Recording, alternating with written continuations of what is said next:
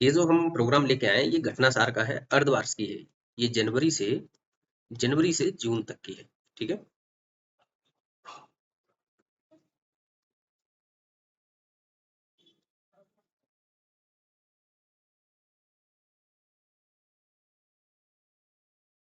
ठीक है, जनवरी से जून तक की है। और इसको लाने का उद्देश्य केवल इतना है कि जब यूपी पीसीएस का एग्जाम हो, ठीक है, या फिर समीक्षा अधिकारी का एग्जाम हो, इन दोनों एग्जाम से करीब करीब 20 दिन पहले जो मैगजीन आती है, चाहे वो आई दृष्टि हुई या घटनासार हुई, उनको कंप्लीट करना और सारी की सारी याद करना कहीं ना कहीं एक चैलेंज बन जाता है। तो उसके लिए थोड़ी सहूलियत हो जाए, इसके लिए हम क्या करेंगे कि जनवरी से जून तक की जितनी करंट अफेयर है घटनासार में, वो हम सारी की सारी कंप्लीट करेंगे। और साथ ही एक बात ध्यान में रखनी है आपको कि 14 पेज तक जो घटनासार हम कंप्लीट कराएंगे, तो उसमें केवल वन लाइनर प्रश्न होंगे। उसके बाद में जो प्रश्न होंगे वो थोड़े लॉन्ग लॉन्ग प्रश्न होंगे। ठीक है। तो बाद में 14 पेज के बाद में जब हम कंप्लीट कराएंगे तो उसमें थोड़ा जल्दी जल्दी खत्म होंगी चीजें। ठीक है, क्योंकि बड़ी बड़ी खबरों खबरों को हम समराइज कर देंगे। लेकिन यहाँ पर वन लाइनर हैं तो इनको बहुत ज्यादा समराइज नहीं कर सकते। ठीक है, चलिए तो शुरू करते हैं। पहला प्रश्न ये है कि जून 2024 में किस केंद्र शासित प्रदेश को पूर्ण कार्यशील साक्षरता प्राप्त करने वाली प्रशासनिक इकाई घोषित किया गया है? अच्छा, एक और बात दिमाग में रखिए। इंग्लिश मीडियम वालों के दिमाग में ये आ रही होगी कि भाई हम क्या करें।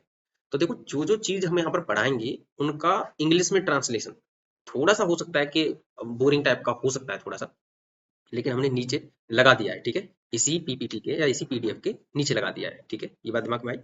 चलिए, तो प्रश्न ये है कि जून 2024 में किस केंद्र शासित प्रदेश को पूर्ण कार्यशील साक्षरता प्राप्त करने वाली प्रशासनिक इकाई घोषित किया गया है? तो उत्तर है इसका लद्दाख।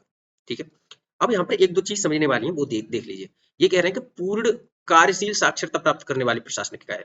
अब इसको किसने कहा है कि भाई ये बन गई? तो इसको देखो, 2020 की जो न्यू एजुकेशन पॉलिसी आई थी ना, सबको पता है। ठीक है, तो 2020 की न्यू एजुकेशन पॉलिसी में एक रिकमेंडेशन की गई थी और ये कहा गया था कि देखो, 15 साल से ऊपर के कुछ बच्चे हैं, यानी कि कुछ लोग हैं जिनकी एजुकेशन छूट जाती है। ठीक है, तो जिनकी एजुकेशन छूट जाती है तो उनको एक स्टेबिलिटी कैसे दिलाएं? उनको ना तो कोई रोजगार आ रहा होता है सही से, ना तो उनको कोई अच्छी स्किल होती है, और ना ही उनकी कोई एजुकेशन होती है, तो उनके लिए कोई व्यवस्था की जानी चाहिए। तो इसके लिए ये प्रावधान किया गया था न्यू एजुकेशन पॉलिसी के अंतर्गत कि इनके लिए कुछ हम भविष्य में व्यवस्था करेंगे। ठीक, तो 15 साल या इससे ज्यादा उम्र के ऐसे लोग जिनकी स्कूली शिक्षा छूट चुकी है, क्या समझ में आ रहा है? 15 साल या उससे ज्यादा उम्र के ऐसे लोग जिनकी स्कूली शिक्षा छूट चुकी है, उनको एक स्टेबिलिटी देने के लिए, चाहे वो किसी भी रूप में सिखाएं, स्किल सिखाएं, एजुकेट करें, उनको एक स्टेबिलिटी देने के लिए जो एक अभियान चलाया गया था, वो अभियान था उल्लास नव भारत साक्षरता कार्यक्रम। क्या? उल्लास नव भारत साक्षरता कार्यक्रम। क्या ये बात समझ में आई आपके? ठीक है, इतनी बात समझ में आई। अब ये उल्लास क्या है? तो इसका जो फुल फॉर्म है उसको लिखते हैं understanding of understanding understanding of life long understanding of life long learning for all in society. Learning for all in society. ठीक है, क्या ये बात दिमाग में आई? ठीक है, इस चीज को दिमाग में रखना है। उल्लास की फुल फॉर्म जरूर याद कर लेना। यूपी पीसीएस में और साथ ही समीक्षा अधिकारी में अक्सर ऐसा एक ना एक प्रश्न आ जाता है जिसमें किसी भी चीज की फुल फॉर्म पूछ ली जाती है कि क्या है, और नीचे कंफ्यूजन होते हैं चारों के चार ऑप्शन। ठीक है, ये बात समझ में आई। तो इसने इसने जो उल्लास नव भारत साक्षरता कार्यक्रम है, इसने ये घोषणा की है कि ये जो लद्दाख है वो कार्यशील साक्षरता प्राप्त करने वाली पहली प्रशासनिक इकाई बन गया है। ठीक है, चलिए अगले प्रश्न को देखते हैं। अगला प्रश्न कह रहा है कि जून 2024 में भूमिगत कोयला गैसीकरण के लिए भारत की पहली पायलट परियोजना कहाँ शुरू की गई है? तो इसका जो उत्तर है वो है झारखंड। अब देखो, देखने वाली बात क्या है, इसको याद कर लेना, ये इंपॉर्टेंट है। ठीक, ये कह रहा है कि भूमिगत कोयला कोयला गैसीकरण। देखो, अब थोड़ा सा दिमाग में देना। ठीक, हम क्या करते हैं कि कोयला का यूज करते हैं, थर्मल पावर प्लांट में करते हैं, और वैसे भी नॉर्मल घरों में भी किया जाता है कोयला का यूज। ठीक है, तो इसमें क्या है कि जब हम कोयला को जलाते हैं तो बहुत सारी प्रदूषक गैसें वातावरण में मिल जाती हैं। तो इसके लिए कोई हमने इसको कोयला को इस तरीके से यूज करें कि एमिशन कम हो। जो गैसों का एमिशन होता है, जो हमारे एनवायरनमेंट को हार्म पहुंचाती है, उन गैसों का एमिशन कम हो। और साथ ही हमारी जो लागत है, यानी कि देखो, कोयला होता है, एक बार इधर देखो, मान के चलिए ये है कोई जमीन का टुकड़ा। ठीक है, ये जमीन का टुकड़ा है। ठीक है, और ये ऊपर तल है इसका। ठीक है, ये देखिए, ये मान के चलिए ये कोई तल है। ठीक, एक तल है, ठीक है, ये वाला तल है, और ये जमीन का कोई मतलब कि चलिए कोई टुकड़ा है, ठीक। और जो कोयला है वो इस जगह पर है, ठीक, क्योंकि जमीन में नीचे ही दबा होता है कोयला, ठीक है, दिमाग दिमाग से समझिएगा। अब ये कोयला है, अब हम इसको खुदाई करवाएंगे इसकी पूरी, उसके बाद में इस कोयला को निकालेंगे, उसके बाद ये हमारे यूज का होगा, ठीक। एक ही तरीका होता है। तो इसमें ना हमारा जो लेबर है उसका इन्वेस्टमेंट बहुत ज्यादा होता है, बहुत ज्यादा लेबर लगी रहती है इस कार्य में, ठीक है, और बहुत ज्यादा मेहनत करनी पड़ती है। तो इसके लिए हमने क्या किया कि एक काम करते हैं भाई, यहाँ से एक पाइप डालेंगे यहाँ पर, ऐसे इस तरीके से पाइप डालेंगे, और यहाँ से भी एक पाइप डालेंगे, ठीक है। और हम क्या करते हैं कि इस पाइप के माध्यम से क्या करेंगे कि इस कोयले के अंदर क्या करेंगे, हम पानी के साथ में इसमें आग लगाएंगे, ठीक है। पानी साथ में देंगे या फिर भाप साथ में देंगे, और इसमें हल्की हल्की सुलगाएंगे इसको, ठीक है। तो यहाँ से, और यहाँ पर एक और बात दिमाग में रखना है कि यहाँ पर प्रेशर ज्यादा होगा, ठीक है, इस कोयला क्योंकि दबा हुआ है। तो यहाँ से ना एक गैस बाहर निकलती है इस कोयले में से, उस गैस को बोलते हैं सिंथेटिक गैस या फिर सिन गैस। क्या बोलते हैं? सिंथेटिक गैस, सिंथेटिक गैस या फिर सिन गैस, दिमाग से समझिएगा। अब इस प्रक्रिया को ही, कि भाई कोयला को जलाकर उसकी एक गैस, उसको एक गैस में कन्वर्ट कर लेना, यही प्रक्रिया क्या कहलाती है? ये कहलाती है कोयला का गैसीकरण। क्या बात समझ में आई इतनी सी? चलो, कोयला गैसीकरण समझ गए। अब जो सिन गैस होगी ना, ये जो सिंथेटिक गैस होगी, ये सिन गैस, पता है इसमें क्या क्या होगा? इसमें देखो मुख्य तौर पर होता है H2। H2 का मतलब होता है हाइड्रोजन, और क्या होता है? CO। CO का मतलब होता है कार्बन मोनोऑक्साइड, ठीक है, क्योंकि वो एक है तो इसको मोनोऑक्साइड बोलते हैं, ठीक। इसके अलावा CO2 भी होता है, तो 2 को क्या बोलते हैं? डाई बोलते हैं, तो कार्बन डाइऑक्साइड, ठीक है, इतनी बात समझ में आई। इसके अलावा कुछ मीथेन भी निकलती है थोड़ी बहुत, और इसके अलावा H2O भी निकलता है भाप के रूप में, ठीक। ये बात समझ में आई। तो ये होती है सिनगैस। अब इसमें जो H2 है, यानी कि जो हाइड्रोजन है, सोचने वाली बात ये है कि अभी तक संसार में जो हाइड्रोजन है वो सबसे ज्यादा एफिशिएंसी वाला ईंधन होता है, ठीक है, ये बात पता ही है। दूसरा, ये एक स्वच्छ ईंधन होता है। अगर हम हाइड्रोजन को यूज कर रहे होंगे तो ऐसा नहीं है कि ये कुछ इस प्रकार की गैस एनवायरनमेंट में छोड़ेगा जो पॉल्यूटेड हो, ऐसा कुछ नहीं है। ये बहुत ही स्वच्छ ईंधन होता है, तो हम कोयला को एक स्वच्छ ईंधन में परिवर्तित कर रहे हैं। क्या बात समझ में आ रहा है? तो इसको बोलते हैं कोयला का गैसीकरण। लेकिन साथ ही इसमें ये देखो कार्बन मोनोऑक्साइड भी निकलती है, कार्बन डाइऑक्साइड, मीथेन भी निकलती है, तो ये कुछ हानिकारक गैसें भी होती है इन्वायरमेंट के लिए, ये भी निकलती हैं। इसके लिए ये अक्सर चर्चा का विषय बना रहता है कि भाई हमें इसको अपनाना चाहिए या नहीं, ठीक है। तो चलो अब आगे बढ़ते हैं। तो ये पहला प्लांट जो है वो झारखंड में खुल गया है, ठीक। अगला प्रश्न कह रहा है कि 25 जून से 27 जून 2024 के बीच भारत में 64वीं अंतरराष्ट्रीय चीनी संगठन, यानी कि इंटरनेशनल शुगर ऑर्गेनाइजेशन, ISO, समझ में आया, परिषद की बैठक कहाँ आयोजित की गई? तो उत्तर है नई दिल्ली। इसका उत्तर क्या है? नई दिल्ली, ठीक है, ये बात समझ में आई। अब देखो एक और बात कि, चलो ये बात समझ में आई कि जो ISO है ना, ISO यानी कि international international sugar organisation, sugar organisation, ठीक है, ये क्या हो गया? International sugar organisation. इसकी स्थापना कहाँ हुई, कब हुई थी? ये थोड़ा सा आपको याद रखना चाहिए कि इंटरनेशनल शुगर ऑर्गेनाइजेशन की स्थापना कब हुई थी। तो इसकी स्थापना हुई थी 1968 में। कब हुई थी? 1968 में, ठीक है। और इसका जो हेड क्वार्टर है ना, इसका जो हेड क्वार्टर है, वो हेड क्वार्टर है इसका लंदन, यूनाइटेड किंगडम में। कहां पर है? लंदन, यूनाइटेड किंगडम, ठीक है, इतनी बात समझ में आई। इसमें अभी 87 मेंबर्स हैं, ठीक है, ये बात समझ में आई। तो ये चीज आपको जो है याद रखनी है, ठीक, इंटरनेशनल शुगर ऑर्गेनाइजेशन के बारे में, ठीक है। चलिए अगला प्रश्न कह रहा है कि 23 जून 2024 को किस शहर को यूनेस्को की सूची में भारत के पहले साहित्य शहर, यानी कि सिटी ऑफ लिटरेचर के रूप में सम्मानित किया गया है? ठीक है, तो इसका उत्तर है कोझिकोड, यानी कि केरल। मुझे लगता है कि अगर हम बहुत ज्यादा समझा के चलेंगे तो कहीं ना कहीं ये ज्यादा टाइम टेकन हो सकती है, ठीक है, क्योंकि अभी हम आज सिर्फ 2 पेज लेकर के आए हैं। लेकिन हम प्रयास करेंगे कि ज्यादा से ज्यादा चीजें समझाएं, साथ ही टाइम टेकन भी कम हो, ठीक है। तो कोझिकोड केरल में है, ये बात आपको दिमाग में रखनी है, ठीक। अब यहाँ पर ये यूनेस्को की चर्चा आई है तो इसके बारे में आपको एक दो चीजें बस दिमाग में रखनी है, और वो ये कि जो यूनेस्को है इसका जो हेड क्वार्टर है ना, इसका जो हेड क्वार्टर है वो कहाँ है? वो पेरिस में है, ठीक, इतनी सी बात तो आप याद रखोगे, ठीक है।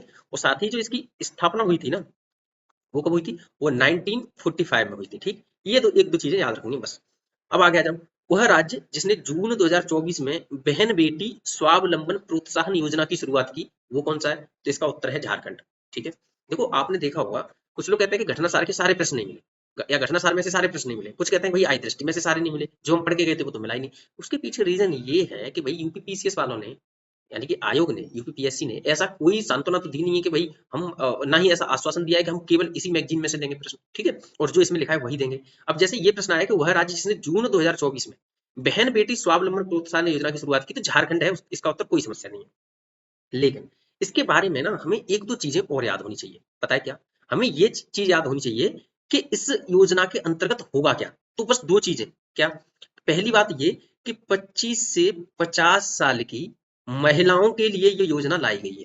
पहली बात तो ये पता होनी चाहिए, ठीक है। ठीक। दूसरी दूसरी बात ये पता होनी चाहिए कि 25 से 50 साल की महिलाओं को 1,000 रुपए मंथली दिए जाएंगे, ताकि इनके सशक्तिकरण को बढ़ावा दिया जा सके, ठीक है। ये है बहन बेटी स्वावलंबन प्रोत्साहन योजना। एक तो आपको पैसे याद रखने, 1,000 रुपए मंथ के, और 25 साल से 50 साल की महिलाएं ही इसकी पात्र होंगी, ये भी आपको दिमाग में रखना ही रखना है, ठीक। आगे आते हैं। अगला है कि वह राज्य जिसके सभी जिलों में 1 जुलाई 2024 से प्रधानमंत्री कॉलेज ऑफ एक्सीलेंस की शुरुआत की गई है, तो इसका उत्तर क्या है? इसका उत्तर है मध्य प्रदेश। क्या ये बात दिमाग में रहेगी? जी हाँ, बिल्कुल दिमाग में रहेगी। देखो, इसकी भी जो जो लिखा है कि प्रधानमंत्री कॉलेज ऑफ एक्सीलेंस, इसकी भी पता है जो रिकमेंडेशन है ना, जो रिकमेंडेशन है वो किसके द्वारा की गई थी? वो रिकमेंडेशन की गई थी एनईपी 2020 के द्वारा, ठीक। और इसके तहत क्या था, ये रिकमेंड किया गया था कि भाई हर जिले में एक ऐसा कॉलेज होना चाहिए जिसमें बच्चों को ऐसी शिक्षा दी जाए कि उनको रोजगार उन्मुख शिक्षा दी जाए, ठीक है। यानी कि रोजगार किस तरीके से प्राप्त करें, इस तरीके की शिक्षा दी जाए, ऐसा कोई एक कॉलेज होना चाहिए। तो हर जिले में ऐसा होना चाहिए। तो हाल ही में जो मध्य प्रदेश है, वो मध्य प्रदेश के हर जिले में ये जो है ऐसा कॉलेज बना दिया गया है, ठीक है। तो इस चीज की ये न्यूज है, ठीक है। अब एक और बात समझनी है कि मध्य प्रदेश ना, अब इसकी भी जो रिकमेंडेशन हमने बताया कि एनईपी 2020 में की गई थी, तो मध्य प्रदेश एनईपी 2020 को अपनाने वाला पहला राज्य बन गया था, ये भी आपको दिमाग में रखनी है, ठीक। अब अगला प्रश्न है कि 18वीं लोकसभा, ये देखो, 18वीं लोकसभा का पहला सत्र कब से प्रारंभ हुआ? 24 जून से प्रारंभ हुआ, इतना कुछ महत्वपूर्ण है नहीं। अगला है कि fast track immigration trusted developer programme शुरू करने वाला हाल ही में देश का पहला हवाई अड्डा कौन सा है? तो इसका उत्तर है दिल्ली का इंदिरा गांधी अंतरराष्ट्रीय हवाई अड्डा, ठीक। अब इसमें क्या है कि fast track immigration trusted developer programme, trusted traveller programme, ठीक है। इसके अंतर्गत क्या किया जाता है कि देखो, एक तरीके की ना ऐसी सुविधा प्रोवाइड कराना है जिससे वीजा वगैरह प्राप्त करने में कोई समस्या ना हो, ठीक। ताकि जो एनआरआई और ओवरसीज सिटीजन ऑफ इंडिया होते हैं, इनको कोई प्रॉब्लम ना हो इसके लिए, ठीक है। इसके लिए ये किया गया था, ठीक। ये बात दिमाग में आई। अगर मोटे तौर पर देखा जाए तो ये ट्रेवल एफिशिएंसी में सुधार का एक तरीका था, ठीक। तो इसके लिए क्या पहला जो अंतरराष्ट्रीय हवाई अड्डा है वो कौन सा बना है? वो है इंदिरा गांधी अंतरराष्ट्रीय हवाई अड्डा। अगला है कि ओडिशा के कटक से बीजेपी सांसद जिन्हें 18वीं लोकसभा का प्रोटेम स्पीकर बनाया गया, तो भर्तृहरि मेहताब है। तो याद रखना है कि जो प्रोटेम स्पीकर होता है ना, इसका काम होता है कि जो नई लोकसभा चुन के आई है उनको शपथ ग्रहण कराना, ठीक है। ये दिमाग में रखना है। जैसे ही शपथ ग्रहण हो जाती है, जैसे ही नए स्पीकर चुन लिए जाते हैं, वैसे ही इनका पद जो है अपने आप समाप्त हो जाता है, ठीक। अगला है कि वर्ल्ड क्राफ्ट काउंसिल ने भारत के किस शहर को जून 2024 में वर्ल्ड क्राफ्ट सिटी का टैग प्रदान किया है? उत्तर है इसका श्रीनगर, ठीक। ये जो इंस्टीट्यूट जो संगठन है इतना ज्यादा महत्वपूर्ण है नहीं, आपको दिमाग में बस ये चीज रखनी है कि किस शहर को नाम किया गया है, तो श्रीनगर को, ठीक है। अगला है कि 25 जून 2024 को केंद्रीय स्वास्थ्य मंत्री जेपी नड्डा ने डायरिया से जुड़े किस अभियान का शुभारंभ किया था? तो राष्ट्रीय स्टॉप डायरिया अभियान। ये चीज भी आपको दिमाग में रखनी है, ठीक है। आगे बढ़ते हैं अब। ठीक है।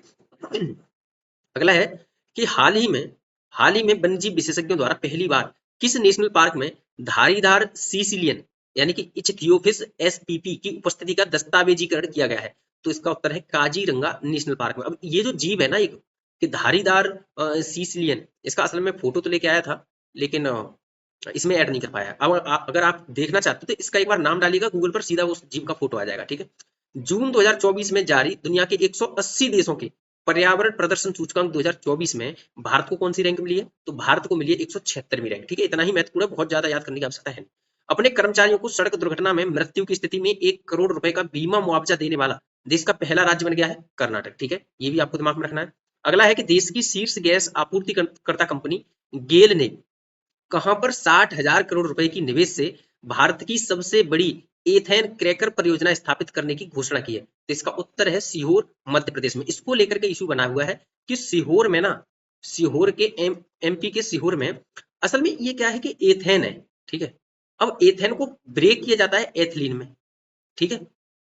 तो एथिलीन में ब्रेक किया जाता है, तो इसको क्या कहा जाता है, इसको कहा जाता है एथेन क्रैकर। तो एथेन क्रैकर को कहां पर स्थापित किया जा रहा है, तो ये 60,000 करोड़ रुपए का निवेश करके, किस कंपनी के द्वारा, गेल के द्वारा, कहा, मध्य प्रदेश के सीहोर में। अब यहाँ पर ना इशू ये बन रहा है कि जो किसान है वो ये कह रहे हैं कि हम अपनी जमीन नहीं देंगे क्योंकि ये जमीन हमारी मां के समान है। अब आपको पता है मध्य प्रदेश में जनजाति संख्या सबसे ज्यादा है, ठीक है। तो वो लोग ना उससे इतने इस हद से जुड़े हुए हैं कि वो अपनी जमीन देना ही नहीं चाहते, ठीक है। तो इसको लेकर के इशू बना हुआ है, ठीक।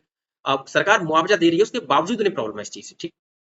अगला है कि 19 जून 2024 को विश्व आर्थिक मंच द्वारा जारी वैश्विक ऊर्जा संक्रमण सूचकांक 2024 में भारत की कौन सी रैंक हुई है, तो भारत ने प्राप्त की है 63वीं रैंक, ठीक, ये याद रखना है। आगे है कि 25 से 28 जुलाई 2024 के बीच कहां पर मालाबार नदी महोत्सव का आयोजन किया गया, तो ये उत्तर है कोझिकोड, केरल में, ठीक, ये भी याद रखना है। अगला है कि जून 2024 में प्रधानमंत्री नरेंद्र मोदी ने कहां पर स्थित नालंदा विश्वविद्यालय के नए परिसर का उद्घाटन किया, तो इसका उत्तर है राजगीर, जो कि बिहार में है, ठीक है। आप लोगों को इसको पता है किस तरीके से याद करना है, इस तरीके से याद करना है कि आप ना एकदम खाली टाइम में इसको लेकर के नहीं बैठना है।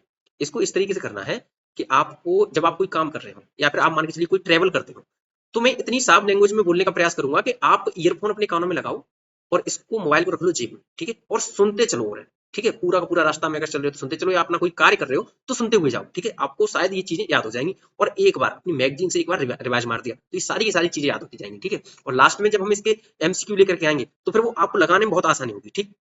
अगला है कि 21 जून 2024 को 10वां अंतर्राष्ट्रीय योग महोत्सव का आयोजन कहाँ किया गया, तो इसका उत्तर है श्रीनगर, ठीक।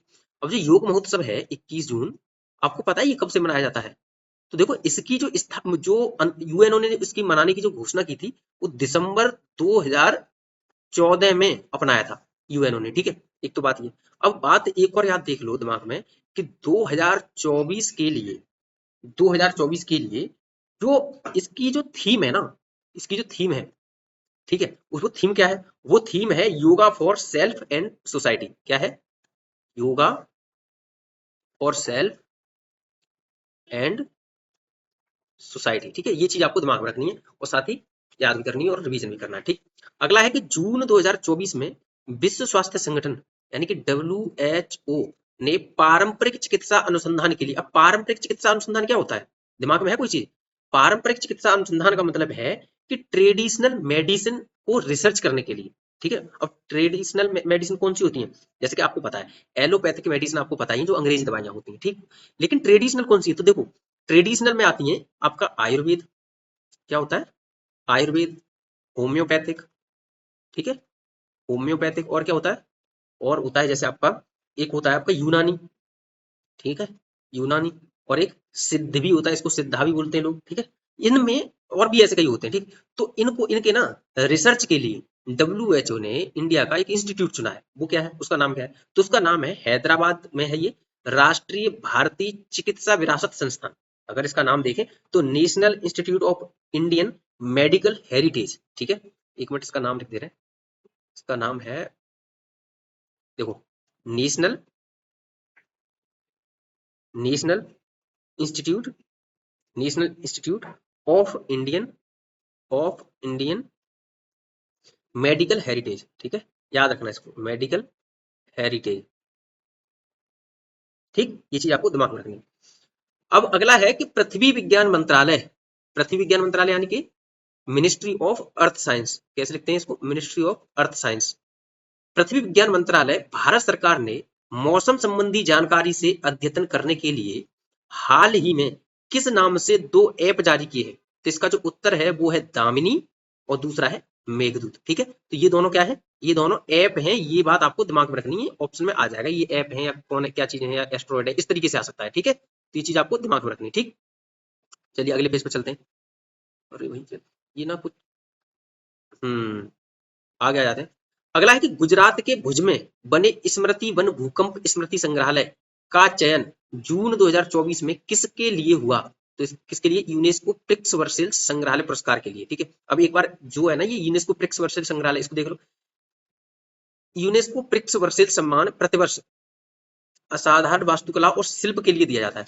ये पता है किस लिए बना है, ये जो स्मृति संग्रहालय बना है वो किसके लिए बना है, यहाँ पर ना उन लोगों की यादों को संजोया गया है जब भुज में आए हुए भूकंप के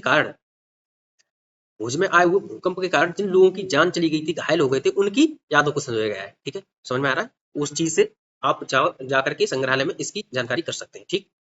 अगला है कि दुनिया का सबसे ऊंचा स्टील आर्च रेल ब्रिज, जहां जून 2024 में भारतीय रेलवे द्वारा ट्रायल रन पूरा किया गया है, कहाँ है? तो चिनाब ब्रिज। इसके बारे में हमने पढ़ाया भी था आपको। ठीक है, आपको याद ही होगा। आगे कि जून 2024 में कौन सी ग्रीन डे के बेटर न्यूट्रिशन ब्रांड की ब्रांड एम्बेसडर बनी है? अच्छा, ये पीवी सिंधु। इसको चलो ठीक है, ये कुछ महत्वपूर्ण नहीं इतना ज्यादा। हाँ, उसके लिए महत्वपूर्ण बन जाता है अगर वनडे एग्जाम वाले, लेकिन फिर भी देख लेना एक बार। ठीक है।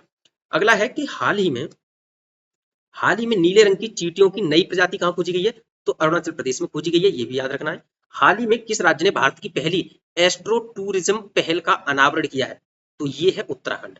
अब इसका मतलब क्या है? एस्ट्रो टूरिज्म का मतलब क्या है? इसका मतलब बस इतना है कि आप उत्तराखंड के मसूरी में जाओ। ठीक है, आप मसूरी में जाओ उत्तराखंड के में। ठीक।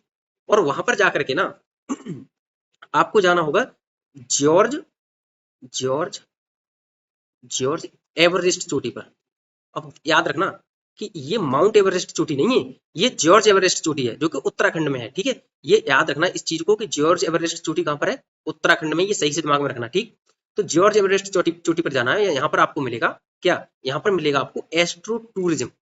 अब वो कैसे आप कर पाओगे कि यहाँ पर इस प्लेस में जाकर के आपको ऐसे ऐसे आपको वो मिलेंगे, उपकरण मिलेंगे, जिससे आप वहां पर खड़े होकर के अंतरिक्ष का टूर कर सकते हैं, देख सकते हैं, नक्षत्रों को देख सकते हैं और तारों को देख सकते हैं। वहां पर खड़े होकर आप इन मशीनों और दूरबीनों के टेलीस्कोप के माध्यम से देख सकते हैं। ठीक है, तो ये एस्ट्रो टूरिज्म है। ठीक। इसका नाम जो है वो नक्षत्र सभा रखा गया है, ये भी आपको दिमाग में रखना है। ठीक है, क्या नाम रखा गया है उसका? इसका नाम रखा गया है नक्षत्र सभा। नक्षत्र सभा। ठीक है, ये चीज आपको दिमाग रखनी है, नक्षत्र सभा। ठीक।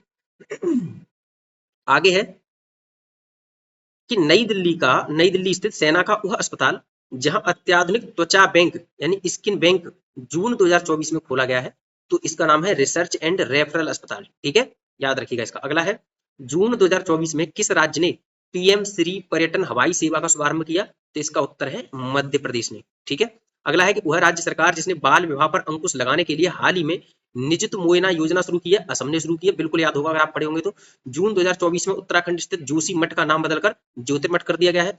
अमेरिकी अंतरिक्ष एजेंसी नासा द्वारा भारत के किस आईआईटी के साथ मिलकर मल्टी ड्रग प्रतिरोधी रोग जनकों पर शोध कर रहा है? तो इसका उत्तर है आईआईटी मद्रास। इसको एक बार देख लीजिए।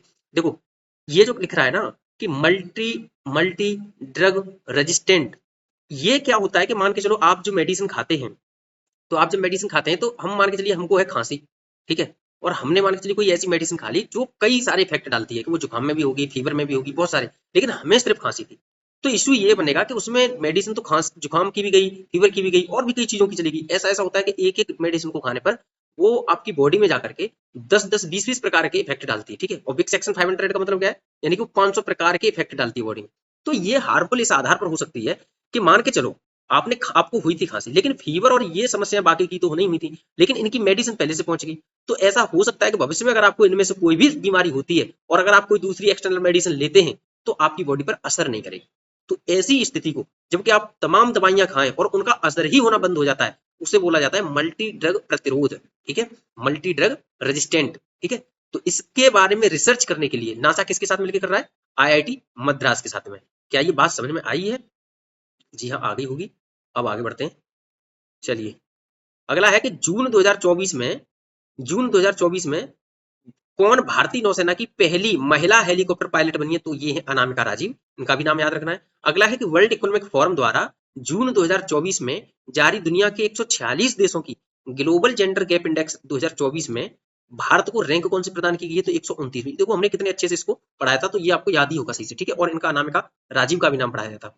आगे है कि जून 2024 में भारत किस ग्रीन हाउस गैस का दुनिया का सबसे बड़ा स्रोत बनकर उभरा है? तो ये है नाइट्रस ऑक्साइड। आपको पता है ये क्या है? ये एक लाफिंग गैस है। ठीक है, क्या है ये एक लाफिंग गैस है, और इसका जो दुनिया का सबसे ज्यादा उत्सर्जन करने वाला जो देश है वो चीन है, और जो सेकंड नंबर पर है वो है अपना इंडिया। ठीक है, अब लिख रहा है कि N2O का भारत वैश्विक स्तर पर 11% उत्सर्जन करता है, वहीं चीन 16% उत्सर्जन के साथ में शीर्ष स्थान पर है। ठीक।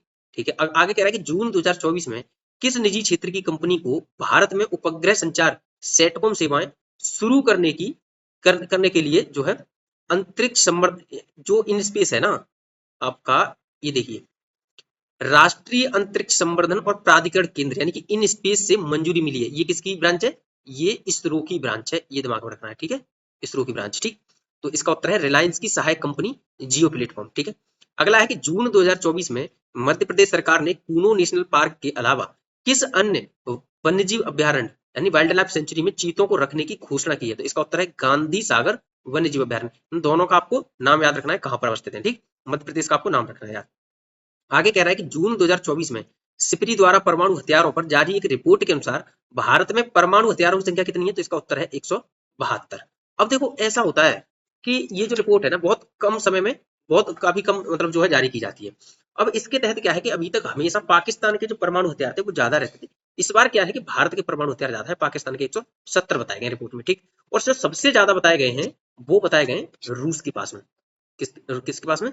रूस के पास में। रूस के पास ऐसे बताएंगे करीब करीब 5580, 5580। वहीं यूएस की बात करें हम तो यूएस के पास थोड़े कम है और ये है 5044 के पास अप्रोक्स, ठीक है। और चाइना जो कि हमारा पड़ोसी देश है उसकी भी अगर बात करें हम तो चाइना के पास भी 500 बताए गए हैं। और इसके अलावा नॉर्थ कोरिया जो कि बहुत ज्यादा परमाणु हथियारों की धमकी देता रहता है तो इसके पास जो है 50 है, ठीक है। और इसराइल, इसराइल के पास में कितने हैं? इसराइल के पास में 90 है, ठीक। इनमें से आपको एक दो फैक्ट याद रखने हैं। अगला है कि केंद्रीय पर्यावरण वन एवं जलवायु परिवर्तन मंत्रालय ने जून 2024 में बिहार के किन दो स्थलों को अंतर्राष्ट्रीय महत्व की नवीनतम आर्द्रभूमि के रूप में अधिसूचित किया है? तो इसका उत्तर है नकटी और नागी पक्षी अभ्यारण्य को, ठीक है, इसका ये उत्तर है। अगला है कि 12 जून 2024 से आंध्र प्रदेश की आधिकारिक राजधानी किसे घोषित किया गया है? तो इसका उत्तर है अमरावती को, ठीक है, इसका उत्तर क्या है? अमरावती को। आगे चलते हैं। हम्म अगला है कि मई 2024 में किस राज्य के उच्च न्यायालय ने अपनी महिला कर्मचारियों के लिए मासिक धर्म अवकाश नीति शुरू की है? तो इसका उत्तर है सिक्किम। जी हाँ, इसको याद रखना है आपको सही से। 5 जून 2024 को भारतीय सेना की त्रिशक्ति कोर ने किस राज्य में प्लास्टिक अपशिष्ट प्रबंधन और रिसाइकलिंग संयंत्र का उद्घाटन किया है? तो इसका उत्तर है चांगंगू जो कि पूर्वी सिक्किम में है। अगला कह रहा है कि प्रधानमंत्री नरेंद्र मोदी के नेतृत्व में 9 जून 2024 को तीसरी बार गठित एनडीए की सरकार में कुल कितनी महिला मंत्रियों ने शपथ ली है? तो इसका उत्तर है 7 महिलाओं ने। आगे कह रहा है कि नवीन पटनायक की जगह भारतीय जनता पार्टी के किस नेता ने 12 जून 2024 को ओडिशा के मुख्यमंत्री के पद की शपथ ली? तो मोहन मांझी। इतना कुछ महत्वपूर्ण है नहीं बहुत ज्यादा, अगर पुलिस के एग्जाम के लिए आप पढ़ाई कर रहे हो कुछ तो महत्वपूर्ण हो सकता है। आगे है कि मई 2024 में जारी टाइम्स हायर एजुकेशन की यंग यूनिवर्सिटी रैंकिंग 2024 में भारतीय विश्वविद्यालय में किसे शीर्ष स्थान मिला है? तो ये है महात्मा गांधी विश्वविद्यालय जो कि केरल में है, ठीक। अगला है कि अप्रैल 2024 में जारी वर्ल्ड साइबर क्राइम इंडेक्स 2024 में भारत को रैंक कौन सी प्रदान की गई है? तो इसका उत्तर है 10वीं, ठीक है, ये जो है 10वीं रैंक प्रदान की गई। अच्छा, एक और चीज आपको दिमाग में रखनी है कि दिक्कत ये हो सकती है कि मैं जो स्क्रीन रिकॉर्डिंग कर रहा हूँ ये पहली बार कर रहा हूँ पीडीएफ में, वो इसलिए ताकि आप लोगों को सहूलियत हो उसको पढ़ने में, ठीक। पीपीटी में नहीं कर रहा हूँ तो हो सकता है कहीं से कुछ कट जा रहा हो, आगे से भविष्य में प्रयास करूंगा कि कटने का वाला ना इशू बने, ठीक।